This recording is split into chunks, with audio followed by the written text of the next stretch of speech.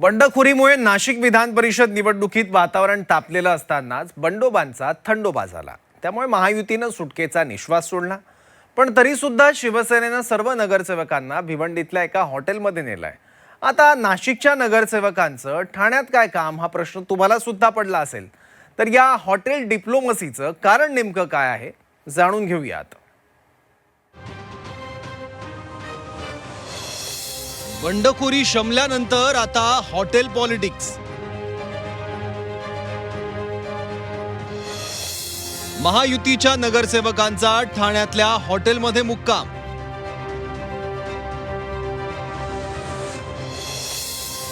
नगरसेवकांचा घोडेबाजार टाळण्यासाठी रणनीती। नाशिक विधान परिषदेची निवडणूक कायम चर्चेत आहे ती गीतेबंधूंच्या बंडखोरीमुळे। उदय सामंत, गिरीश महाजन यांच्या अनेक बैठका चर्चेच्या फेऱ्या झाल्या। मुख्यमंत्र्यांनीही गीतेंची समजूत काढली। यानंतर गीतेंनी आपली उमेदवारी मागे घेतली आहे। महायुतीची मोठी डोकेदुखी दूर झाली, पण तरीही कुठलाही दगाफटका होऊ नये म्हणून महायुतीकडून विशेष खबरदारी घेतली जाते आहे। याचाच भाग म्हणून आता हॉटेल डिप्लोमसी बघायला मिळते आहे। महायुतीच्या नगरसेवकांना प्रलोभन देऊन घोडेबाजार होऊ नये म्हणून सर्व नगरसेवकांना भिवंडीतल्या रिसॉर्टमध्ये ठेवण्यात आलंय। कल्याण रोड इथल्या साय्या ग्रँड या रिसॉर्टमध्ये आता सर्व नगरसेवक मुक्कामी आहेत। याच नगरसेवकांची रवींद्र फाटक आणि खासदार नरेश म्हस्के यांनी भेट घेऊन चर्चा केली आहे। हॉटेल पॉलिटिक्स बद्दल विचारल्यावर त्याला विभागीय बैठकीचं लेबल लावायला म्हस्के विसरले नाहीत। एक छोटासा पक्षाचा मेळावा आहे विभागीय, याकरता आम्ही या ठिकाणी आलेलो। गोकुलगीतेने माघार घेतल्यानंतर सुद्धा नगरसेवक या ठिकाणी आलेले आहेत। विभागीय मेळावा आहे या ठिकाणी, याकरता आम्ही इथे आलेलो। नाशिक विधान परिषदेत बंडखोरी शमली असली तरी शिवसेना अजिबात रिस्क घेण्याच्या तयारीत नाहीये। अगदी कालपर्यंत महायुतीचे शिवसेनेतले अधिकृत उमेदवार नरेंद्र दराडे यांच्या समोर शिवसेनेच्याच गोकुळ गीतेंनी बंडखोरी करत आव्हान निर्माण केलं होतं। आता बंडोबांचा थंडोबा झाला असला तरी एकनाथ शिंदेंचा बालेकिल्ला असलेल्या ठाण्यात नगरसेवकांना आणण्यामागे सुद्धा रणनीती आहे। नाशिकमधले 20 ते 22 नगरसेवक भिवंडीतल्या रिसॉर्टवर दाखल झाले आहेत आणि आणखी 172 नगरसेवक देखील दाखल होणार आहेत। घोडे बाजाराच्या भीतीनं हे नगरसेवक इथे आणले का असं विचारल्यानंतर नगरसेवक स्नेहसंमेलनासाठी एकत्र आल्याचं शिवसेनेचे उपनेते अजय बोरस्ते यांनी म्हटलंय। नाशिक महापालिकेच्या निवडणुका झाल्या आहेत आणि विधान परिषदेची निवडणूक। या निवडणुकीत अनेक जण हे ज्याला आपण म्हणतो की नवीन नगरसेवक निवडून आले। या निमित्तानं सर्वांनी एकत्र येणं आणि विशेषतः हा महायुतीचे उमेदवार माननीय नरेंद्र दराडे यांचं 18 तारखेला निवडणूक आहे। मुळात ही निवडणूक बिनविरोधच होते, कारण जेवढे उमेदवार होते सगळ्यांनी माघार घेतलेली आहे। परंतु ह्या निमित्तानं महायुतीचे सर्व पदाधिकारी असतील, नगराध्यक्ष असतील, नगरसेवक असतील, यांनी एकत्र येऊन कुठेतरी दिलजमाई व्हावी। आता विधान परिषदेचं मतदान तोंडावर असताना कुठला पक्ष खरंच स्नेहसंमेलनाचं आयोजन करेल का? त्यामुळे या संमेलनामागचं कारण नेमकं काय आहे ते स्पष्ट आहे।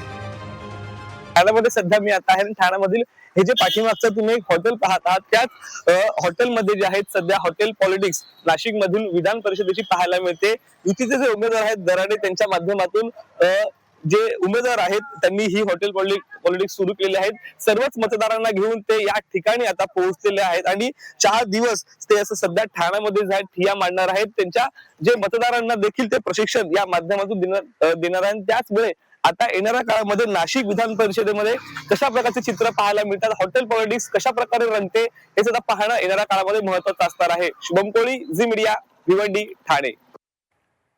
नाशिक विधान परिषद निवडणुकीत महायुतीचे उमेदवार नरेंद्र दराडे यांचा विजय आता जवळपास निश्चित मानला जातोय।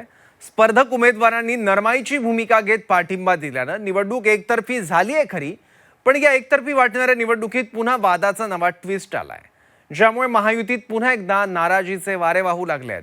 सुरत संपल्यामुळे आणि मताची बहुमूल्यता संपल्यानं स्थानिक स्वराज्य संस्थांच्या मतदारांचा कसा हिरमोड झालाय आणि महायुतीत गुप्त नाराजी कशी उघड होऊ लागली आहे पाहूयात या रिपोर्टमध्ये।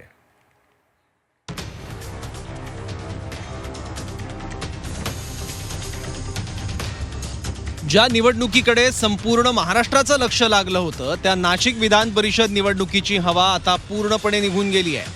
महायुतीनं हे संकट वरवर जरी टाळलं असलं तरी पक्षांतर्गत नाराजीचा लाव्हा पुन्हा एकदा फुटू लागलाय। या बंडखोरीमुळे नाशिकमध्ये मोठ्या घोडे बाजाराची चर्चा रंगली होती. राजकीय वर्तुळातल्या अंतर्गत गोटातून येणाऱ्या खळबळजनक माहितीनुसार ही निवडणूक जर चुरशीची झाली असती तर प्रत्येक मतदाराला बहुमूल्य मागणी आली असती. मात्र दोन्ही बंडखोरांनी अचानक शस्त्र म्यान केल्यानं निवडणुकीतली चुरस संपली आहे. परिणामी मोठी कमाई होण्याची स्वप्न पाहणाऱ्या स्थानिक स्वराज्य संस्थांमधील अनेक मतदारांचा पुरता हिरमोड झालाय. निवडणूक बिनविरोध किंवा एकतर्फी होणार असेल तर मग आमचं काय, असा उघड सवाल आता मतदारांनी उपस्थित केला. त्याचवेळी महायुतीतील मित्रपक्ष असलेल्या राष्ट्रवादीनेही दराडेंना उघड विरोध केल्याचं पाहायला मिळत आहे. त्या उमेदवारांनी थोडी सुधारणा करावं की मागच्या सुद्धा आम्ही कळत न कळत मदत केली, पण 5 वर्षे एकही काम केलं नाही, 7 वर्ष म्हणजे अशी जर एकाला दुखवलं, अनेक लोकांचं दुखणे, तर त्यांनी जमिनीवर राहावं. आम्ही जसं सकाळी 7ला उठवतो तर आधी 10 वाजेपर्यंत लोकांचं काम करतो, जेवण करेल नाही. अरे व्यापिकावर जनता जनार्दन आहे. महायुतीच्या बंडखोरांनी तलवारी मॅन केल्यावर आता इतर नाराजांची छुपी युती उघडपणे समोर येऊ लागली आहे. महायुतीमधील पक्षातून यावर तीव्र प्रतिक्रिया उमटल्या आहेत. बंड शमल्यानंतर सुद्धा स्थानिक पातळीवरील नेते आणि मतदार आपल्या हक्कांवर ठाम आहेत.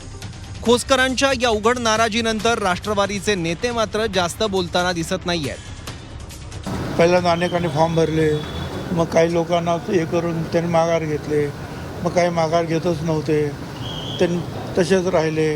मग त्याच्यावर मिटिंगा स्वतः मुख्यमंत्र्यांनी लक्ष घातलं अनेक ठिकाणी. अजून काही ठिकाणी गडबड आहेच, म्हणजे आपल्याकडे नाही पण दुसऱ्या जिल्ह्यामध्ये सुद्धा. तर ते जे आहे सगळं काही एकत्रितपणे कसं काही जायचं याचा पूर्ण प्रयत्न जे आहेत महायुती आघाडीचे जे नेते आहेत ते करत आहेत. दरम्यान शिवसेना नेते गुलाबराव पाटील मात्र अशी नाराजी त्या पक्षाचे नेते दूर करतील असं म्हणत ऑल इज वेलचा नारा देताना दिसले. राष्ट्रवादीच्या आमदारांनी नाशिकमध्ये उघडून नाराजी व्यक्त केलेली आहे रामन खोसकरांनी महायुती विरुद्ध. हे बघा, मी तर सांगतो ना, प्रत्येक जिल्ह्याचं वेगळं वेगळं आहे, पण नाराज्या दूर होत असतात शेवटी नेत्यांनी सांगितल्यावर. नाशिकमधील बंडखोरीचा ताप उतरला असला तरी मतदारांची अंतर्गत नाराजी आता महायुतीसाठी डोकेदुखी ठरते आहे. घोडे बाजाराची चर्चा हवेत विरल्यानं नाराज झालेल्या मतदारांना शांत करण्याचं आव्हान शिवसेनेसमोर आहे. त्यामुळेच आता थेट ठाण्यात फिल्डिंग लावण्यात आली आहे. ठाण्याच्या या सहलीत मतदारांचं समाधान कसं केलं जातं यावरच आता अंतर्गत मतफुटी रोखणं अवलंबून असेल. योगेश खरे, झी 24 तास, नाशिक.